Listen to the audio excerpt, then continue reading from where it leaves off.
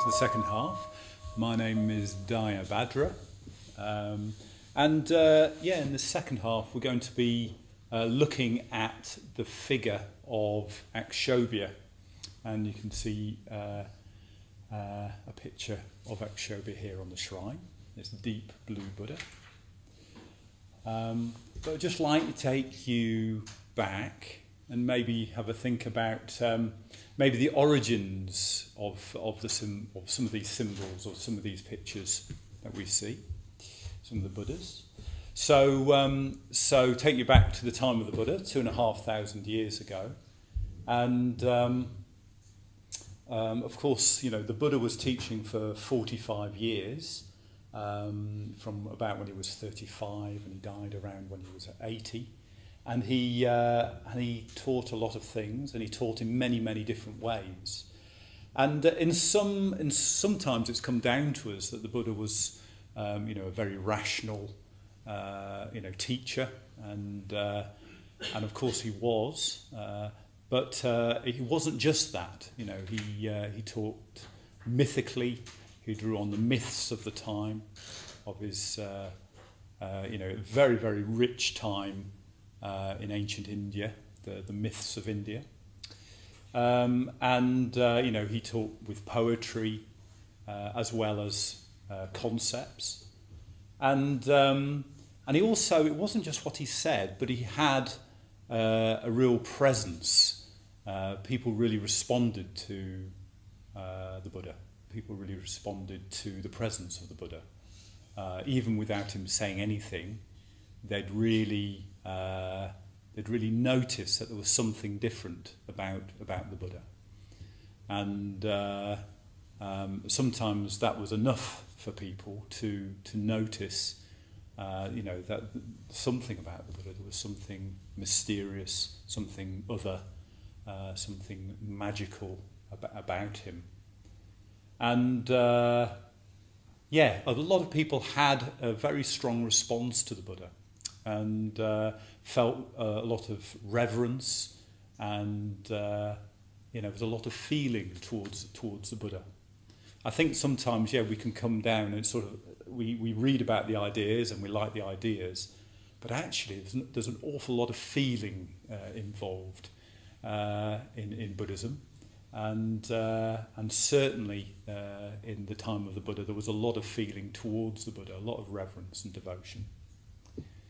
And of course, when he died, that reverence and devotion didn't disappear, and he was remembered. One story that comes down to us was one of his disciples asks the Buddha, "So how shall we remember you?" And the Buddha took his outer robe and folded it into a rough cube, and then took his begging bowl and upturned it and put it on the top. And this has come down to us as the stupa. So his ashes, when he died, were put in these stupas. They were a traditional burial mound, if you like, of kings and religious teachers. The ashes would be put in the stupa, and it's come down to us even to our own time. And as Dharmanight was talking about Vajrasana, we've got a lovely, beautiful stupa in the courtyard at Vajrasana, and we've got the ashes of some of our order members in there already. So it's a very, very long tradition. He was also remembered. He didn't want, or it wasn't sort of seen as respectful at the time for the Buddha to be remembered as an image. In a way, you couldn't represent him at the time. There was just no way. How on earth could you represent his presence, the enlightenment experience, in an image of him? You would have always sort of missed it. So many of the symbols in the early Buddhism weren't images of the Buddha. They were things like footprints, the footprints of the Buddha. The Buddha had been here, as it were, and somebody had carved footprints. Or it would be a parasol, and the parasol would be an image for royalty, so kings would have parasols to, shade themselves from the sun. And interestingly enough, I've just finished reading a book called The Buddha and the Sahibs, and it's talking about the rediscovery of Buddhism in India. Buddhism died out for many centuries in India. And it was only in the 18th, 19th and 20th century where the evidence was coming out of the Buddha and Buddhism. And it was quite interesting because people didn't really know, in the West, we didn't really know that the Buddha was a separate individual. We sort of all clumped it all together with Hinduism. And eventually people began to realise that the Buddha was an actual historical individual. And even there was one story of people who found some symbols. I think it might have been sanshi, and there was parasols and footprints and snakes, and there was all sorts of these, and they thought it was some sort of snake worshippers. And it was only later they realised that actually it was all part of Buddhism. It was just that it was very ancient stupa, very ancient carvings. But eventually, people did start to make carvings, rupas, statues, a bit like this, of the Buddha, and you can look at the history of that, and over a period of time, they get more and more elaborate. You can see influences from different traditions, even the Greek influence. Some of the very, very beautiful rupas have come, are still in existence. And the image of the Buddha became very, very prevalent. But I was thinking also, it wasn't just sort of the outer image. I don't know about you, but I also dream. I dream about people, and often the people in my dreams can be symbolic. They can be. It's not a rational thing. Somebody I'll think, oh, that's interesting. I was dreaming about so-and-so. I haven't thought about them for years. And I can imagine people must have dreamt about the Buddha, whilst he was alive, but maybe even more so when he had died. And, this sort of, he would have appeared to them in their dreams. Maybe he's appeared to you in your dreams of some sort. I haven't had many dreams about the Buddha, but I did have a dream a few weeks ago with the Buddha in it. So that can be very rich. Again, we can have dreams which are of different types. We can have dreams which are kind of pretty much every day. It's almost like you're processing the day. You can piece everything together and think, oh yeah, it's all pieced together, what happened yesterday. Then some dreams seem to come almost from another dimension, don't they? They seem to come from a symbolic, mythical dimension. And I've had one or two of those dreams, and it was when I started meditating, and particularly doing retreats. It's almost like the intensity of the meditation retreat sort of had an effect on my mind, and something emerged. There's an image for that of an iceberg. So you can imagine with an iceberg is the metaphor for, or a metaphor for your mind or your consciousness. And a small part of it is above the surface, and you can see, but the vast majority of it is beneath the waves, beneath the sea. And adding another metaphor, a bit more of a modern metaphor, is you drop a depth charge. And if you dropped a depth charge around an iceberg, probably at some point you'd knock a bit of the iceberg off deep in the depths. And then this bit of iceberg would just slowly float up to the top. And then you can see this sort of like strange piece of ice that sort of hasn't seen the light of day. And it's a bit like that with meditation and dreams sometimes. Bits of our psyches come up to the surface that are quite mysterious. We don't almost recognise them, or they're quite unusual. Sometimes it can be... I remember having a couple of dreams which were even I felt were more real than my waking life. I was stiller and more aware and more present and more alive than I generally am day to day. Just a bit of a ramble about my dreams. But also, as well as dreaming about the Buddha, people experience the Buddha in their meditations as well, in the depths of their meditations. You know, the Buddha would appear to them, and over a period of time, the Buddha began to take various forms, and they took, you know, many different forms.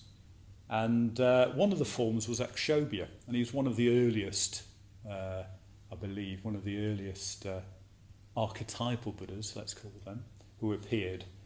And so, for those of you at the back, I might describe him. He's deep blue in colour, very rich deep blue, and he's strongly built. He's a very sort of strongly built Buddha.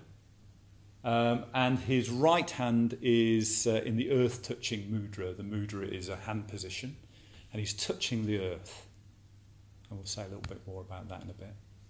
And in his left hand, he's holding it around his navel, and on top of that is something called a Vajra. It's a golden Vajra, and the Vajra itself is a very, very rich symbol for energy, for transformation. And and he's also dressed in silks, very beautiful silks. And again, you can think of the ancient Indian princes or kings would wear these wonderful silks. And his eyes are, you know, sort of, he's deep in meditation, but he's completely aware of you. He's completely aware of you. So this is Akshobhya, one of the symbols. So one of the ways of thinking about the different archetypal images, you can imagine, you know, how white light, if you pass that through a spectrum, it kind of splits up into different colours. It's a bit like that, you know, the Pink Floyd "Dark Side of the Moon" T-shirt, which is, or the poster. And accordingly, there's a good exhibition at the V&A at the moment, I've been told. But so it's like the white light of enlightenment is split up into different colours. So it's different. All the different colours are sort of brought out in the different figures, you know, green or blue or red or yellow, and it's sort of different qualities of the Buddha, of an enlightenment experience, are brought out. So it's a very rich way. So this is all part of the Mahayana, the sort of the second great phase of Buddhism, happening around about 500 years after the time of the Buddha. So so there's a symbol. Symbols again are fairly open-ended. You know, these symbols aren't sort of. It's not like you could get a telescope and see far enough into the universe and see Akshobhya there or any of these symbols. But they're not just fantasy either. They are imagination with a capital I. They are the depths of our imagination. They're the depths of our mind, the limits of our minds. And if we sit and dwell on these images, they will have an effect, and they will have a very strong effect if we do it time and time again. Very, very positive effect. And it's as if, you know, what we dwell on, so we become. If we intentionally dwell on a quality and an image, then we become that quality.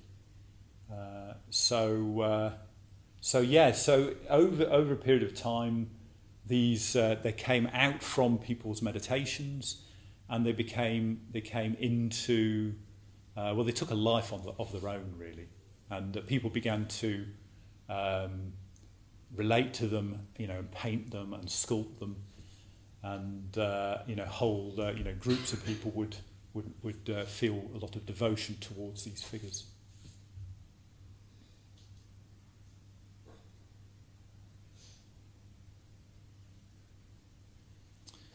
So, symbols like Akshobhya are an alternative to concepts. There's a lot of concepts in Buddhism, and concepts are really, really important to understand what enlightenment is. But an equally valid way of understanding what Buddhism is, what enlightenment is symbolism as well, so concepts and symbols. And a symbol isn't a sign, it's not something that's kind of got the one-to-one relationship. It's something that has you notice the effect it has on you. So with your intuition, what's the effect, for instance, of the colour blue? So if you look at the colour there, and what's the effect it has on you of blue?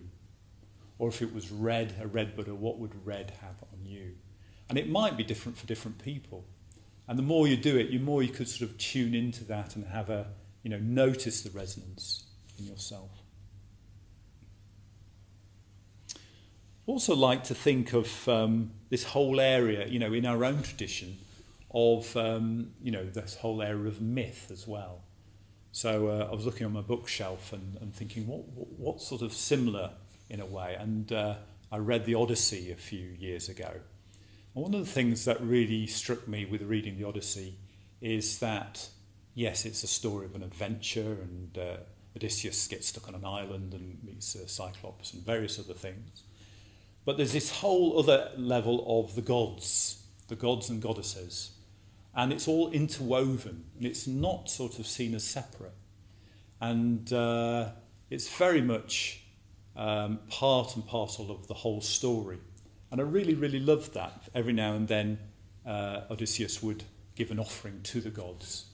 And you sort of get a feeling from at least I got a feeling from that of the sort of the mythical, the richness of ancient Greek time.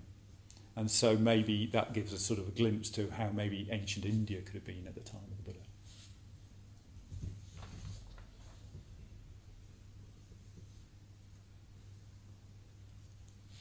Another image with Akshobhya is that of the elephant. Many of the Buddhas and Bodhisattvas have animals associated with them. And the Buddha Akshobhya is the elephant. And you can imagine, he's the elephant. He's associated with wisdom. He's, in the West, he's associated with having a long memory. But also the elephant is the biggest land mammal. You can't push an elephant around. And as we'll be seeing in a bit, one of the things about Akshobhya is that he's imperturbable, unshakable. One aspect of enlightenment. And each of the Buddhas is associated with a particular type of wisdom. It brings forth a different aspect of wisdom. And the wisdom associated with Akshobhya is called the mirror-like wisdom. Mirror-like wisdom. And I thought Kusalasara really brought that to life in her description of the lake. So we had the lake that was still, and not only can you see into the depths, into the clarity, but also it was reflecting everything. This beautiful image of this perfectly still lake that was reflecting everything. And Akshobhya's wisdom is a bit like that. So the Buddha, Akshobhya, just sees things as they are. There's no distortion. Just reflects things back. Sees things exactly as they are.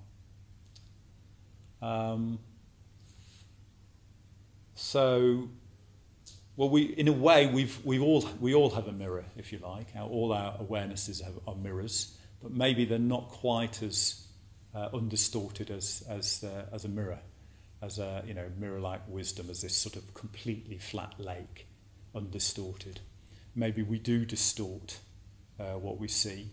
Maybe it's a bit like going to the fairground and seeing those mirrors that make you look very tall and skinny, or in all sorts of shapes, and or maybe it's a bit cloudy, or there's all sorts of distortions going on, and we do our minds do distort the way we see things, and so our perceptions are mainly distorted by our negative emotions, so craving and hatred and fear.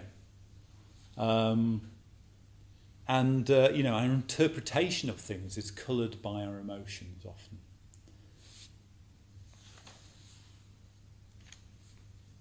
So, whereas Akshobhya's perception, the Buddha's perception, is completely objective, but it's not unemotional. It's got metta in there. It's got kindness. It's got compassion, and metta and the associated emotions might be called objective emotions. I quite like that way of looking at it. That you can have an objective emotion. I started thinking, why is that? How can you have an objective emotion? And I think it's to do with all the things, craving, hatred and fear. It's always to do with me. It's always to do with the self.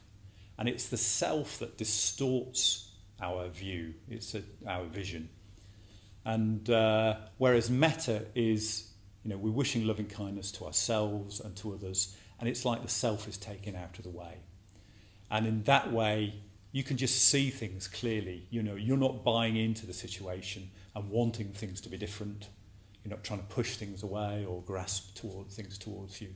You can just see things quite clearly because you're not invested. You're just quite happy to see things as they are. And you can imagine that Akshobhya's wisdom is just like that. He's quite happy just to see things as they are because he's just not invested.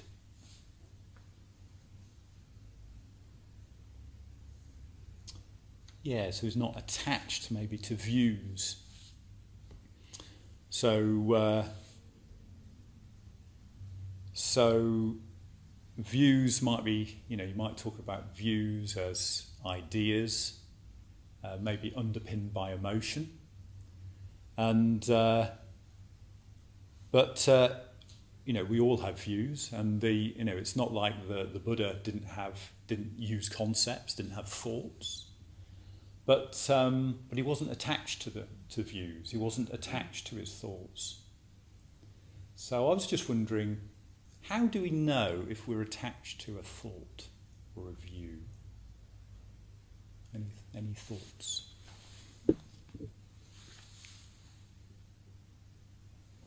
So in your own experience, how do you know that you think, I'm really attached to this view? Hi there. Maybe if you feel negatively about people who are not opposing this view. Ah, right, yeah. So there's a sort of some negative emotion, like somebody's got the opposite view. You think.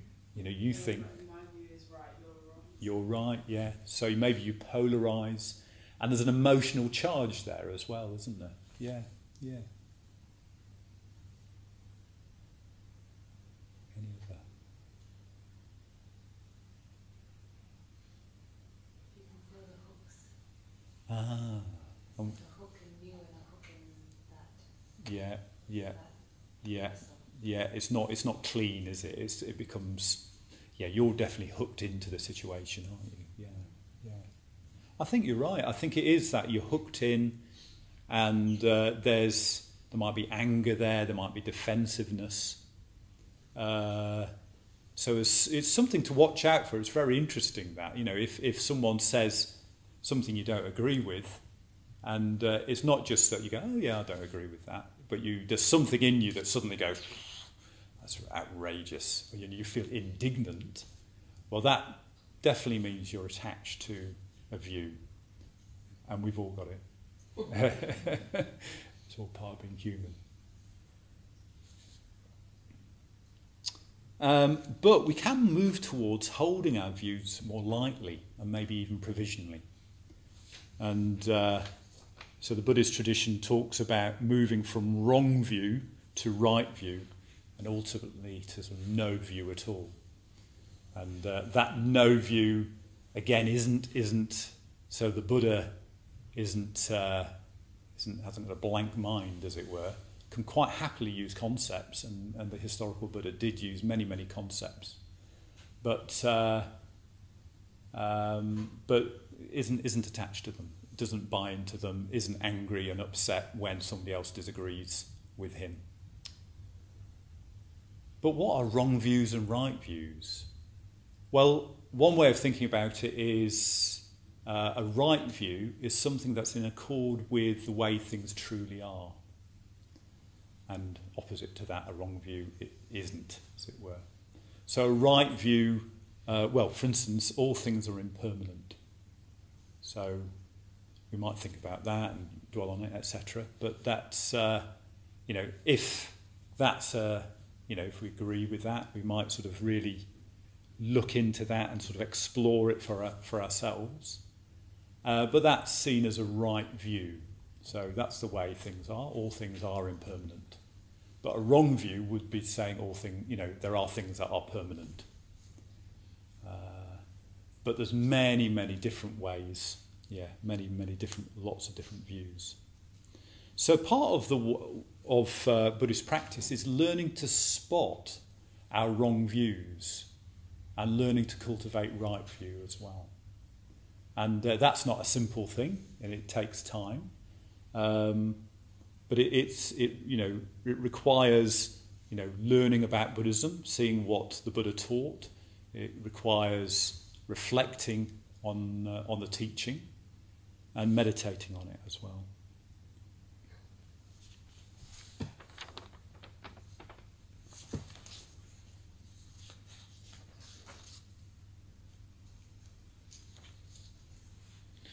So if we have a strong reaction to an idea, it's quite an interesting thing, isn't it? Somebody has an idea and we have a strong reaction to it. And I know, I can really relate to that. I can really feel that in myself. I go, oh God, why do I get so upset when someone has an idea I just don't buy into, or a different idea? It's almost, I know Subhuti has been talking about what are we trying to defend? What are we just trying to defend when we get upset? So there's different ways we can explore, many different ways we can explore that narrative, that idea, that story. I mean, one way is just to notice thoughts. Just notice thoughts as thoughts. You can do this in meditation. You can allow thoughts to come and go, and you can just notice, oh yeah, I'm having an idea, that's interesting, and it's got a corresponding emotion. You can question it, you can ask if it's true or not. Is that true? You can notice it's a narrative, you can notice it's a story, and it's a story that we're telling ourselves. And sometimes it's a bit like we're triggered, and what happens is that something just clicks into our mind, and it's like an MP3 or a little video clip, and it just suddenly goes ahead, irrespective of whether we want it or not. But suddenly it's as if we've clicked on the mouse on the screen and just playing that video clip. So what I thought we'd do is just do a little exercise. And so if you get yourself into meditation posture, and we're going to be looking at that.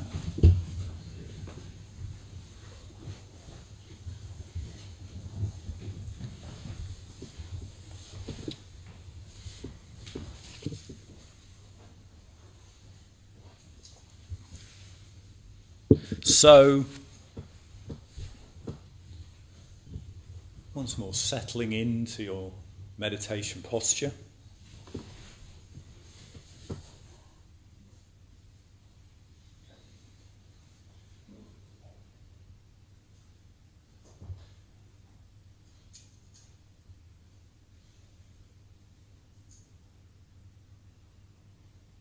And getting in touch with your body, your physical sensations.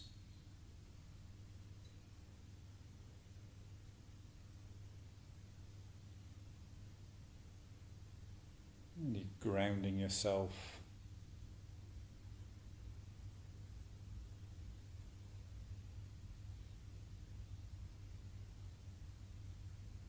Noticing the breath in the body.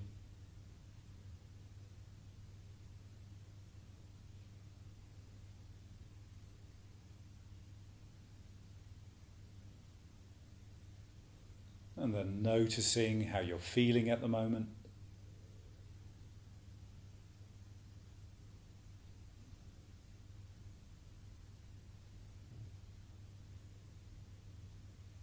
And just seeing if you can notice if there's any thoughts, images, phrases.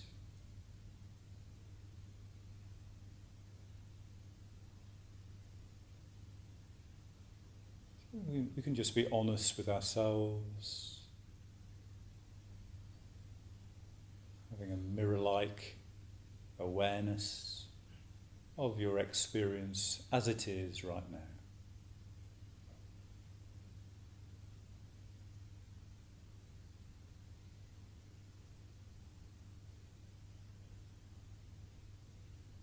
So what I'd like to do is just bring to mind something in your life you're finding difficult at the moment, maybe with another person, something you've been upset by or angry about.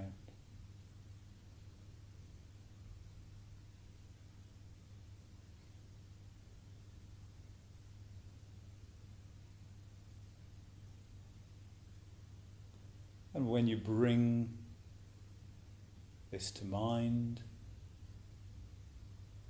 just noticing your body.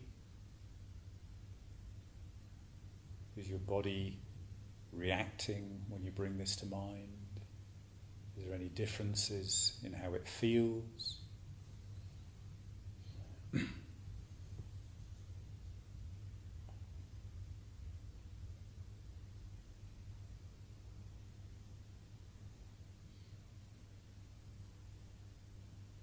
Noticing how you feel.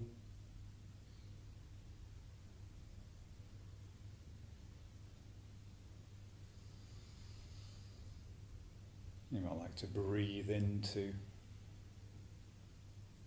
areas of your body just to allow yourself to experience the feeling.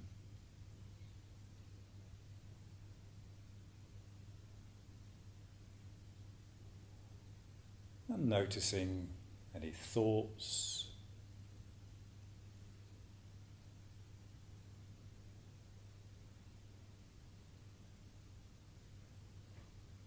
noticing what the narrative is.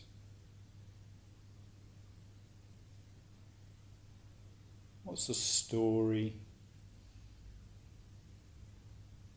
that you're telling yourself?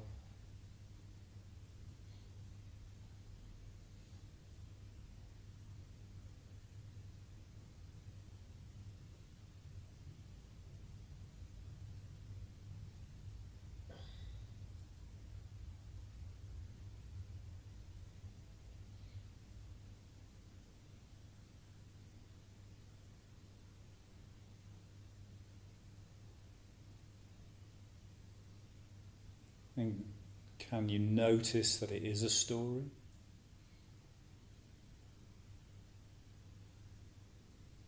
That they are thoughts?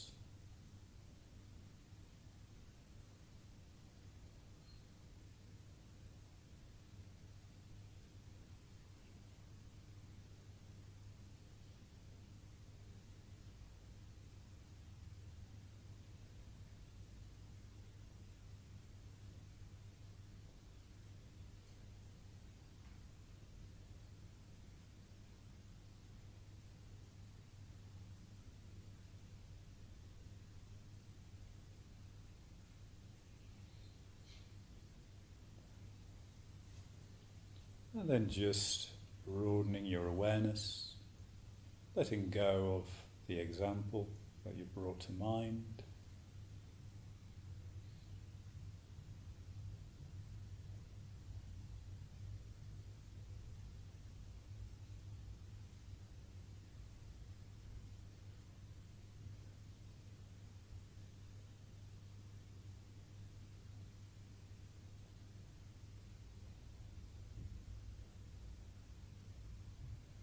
And then bringing an end to this exercise.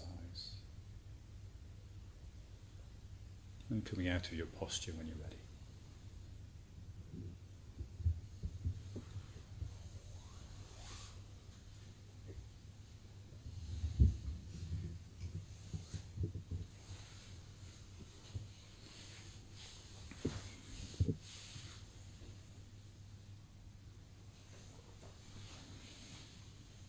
So what I'd like to do is to pair up with someone and just spend a couple of minutes each just talking about your experience that you had when you're doing that meditation exercise. So just turn to someone near you in the room, just a couple of minutes each.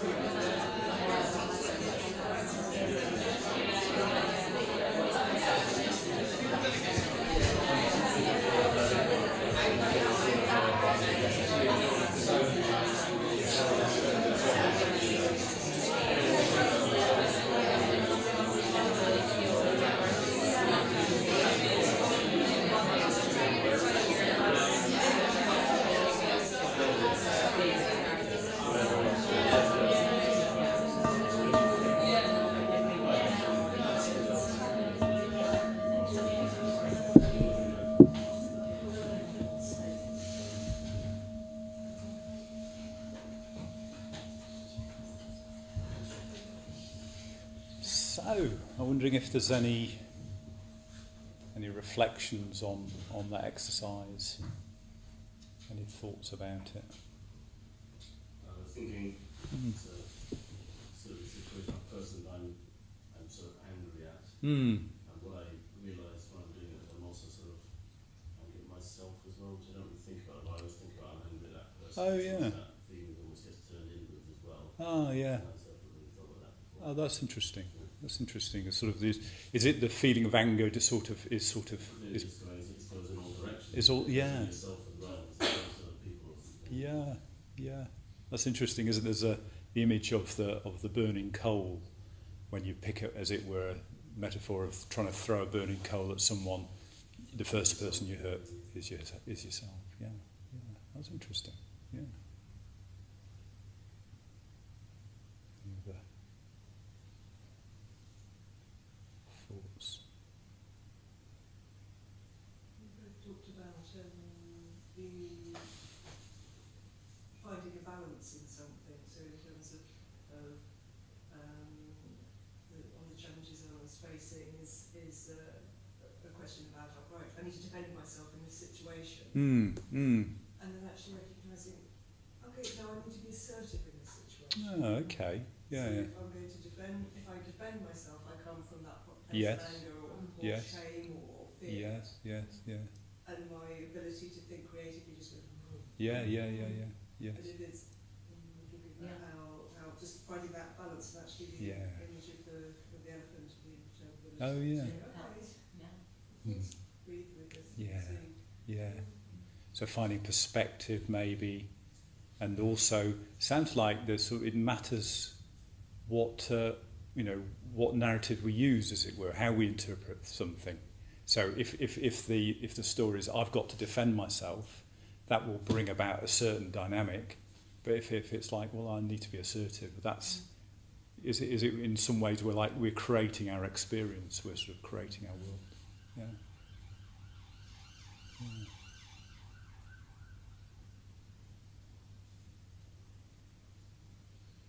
Anything else? Hi. I realised it was similar kind of about someone that you're angry at or annoyed at, or that you find sort of that have conflicting views to you. And I find that before I see them or before I talk to them or encounter them, I sort of go into the situation with a preconceived notion of like, okay, it's gonna go wrong. Do you know what I mean? Rather than going into the situation with a fresh mind. So it's kind of like when people say that if you dislike someone that they could breathe, and it's just like, But it's like, rather than just seeing them new each time, you go into the situation with this mindset that, oh, this isn't going to go well. It's like we're going to argue or something. So you're going with like a preconceived notion, a sort of expectations, don't we? We go into situations with expectations. It's like, I know there's a teacher here, Maitra Bandhu, talks about how when you go into a room, he talks about enchanting. You enchant the room when you go in. So if you go in expecting people to be unfriendly, you'll probably sort of tense up and when you go in, people probably maybe won't be friendly to you. But alternatively, if you go in sort of with more of an open attitude, people are probably a bit more likely to think, oh yeah, there's a nice person coming in, be welcoming and friendly. So we do sort of create our experience in many ways.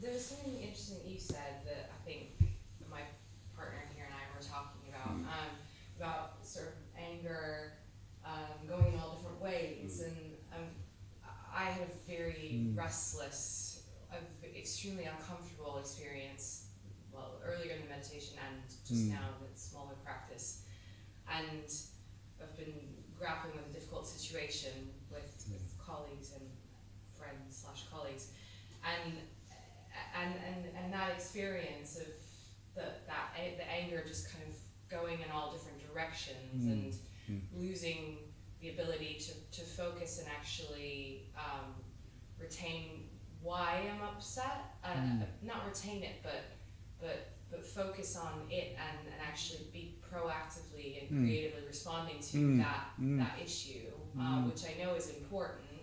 But because I've been so sort of like all over the place, it's taking away from addressing the issue positively. So that feeling of kind of all overness was really connected with that. You kind of responded to related to that. Yes, I know that one where I feel really scattered sometimes. It's very difficult to kind of then really get myself together to actually make a decision of what needs doing. So part of that is integrating ourselves and mindfulness of breathing, bringing more mindfulness in.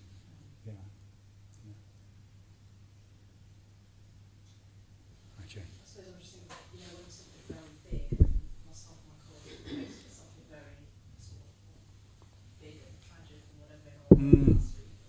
Mm. And I had kind of a whole narrative about, you know, I can't actually do this. Mm. I can't sort of, yeah, and it has some personal resonance as well. And yeah, I suppose, and you know, you can literally feel like it in your body and Mm. some quite fully like held Mm. experience. So there's something about that narrative. I know there is a narrative, a whole thing there. Yes. Kind of it's quite the easiest thing. I can't do this or I can't do this. Yeah. But there's also something which to listen to as well. Yeah. Which you know, I mean, Yeah. outside of that situation as well. Yeah. You know, so sometimes there's some things that are very big. Yeah. Yeah. Yeah. Being kind. You need to be kind to yourself. Yeah. Bring sort of. Yeah, you can't always just sort of step out and go, oh, it's just a thought. Yeah. Because we are, you know, Yeah. Yeah. Yeah.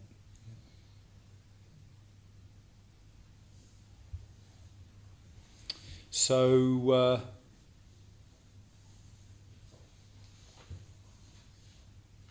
so it's. I just thought it might be interesting to look at that and just seeing if we can notice, you know, thoughts as thoughts. Sometimes, you know, it can be thoughts about all sorts of things, and they might even apply to world views, hold world views. You know, what ideas are we buying into? You know, there's a whole advertising industry trying to sell us things. And what stories are they telling us? You know, they're telling us a way to be happy is to buy this product, for instance. Also worth looking at, you know, all these different. It's worth reflecting on what are we influenced by.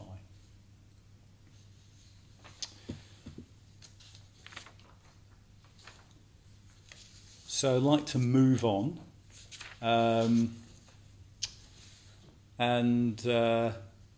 just really approach Akshobhya in a different way, and maybe more in our imagination, and to, you know, meeting Akshobhya. And so I'm going to we're going to go through an exercise or a visualization, bring to mind Akshobhya, and bring to mind the qualities of Akshobhya. And then after that, we're going to finish with the Akshobhya mantra. And so the image here of Akshobhya is a symbol. It's a visual symbol, and if we reflect on it, we'll we can intuit the qualities of Akshobhya. But so is a mantra. A mantra is a sound symbol. It's a symbol made of sound, and if you like, it's the voice of Akshobhya. It's the how enlightenment was sound if we could hear it. So, I'm going to ask you to once again, if you get into your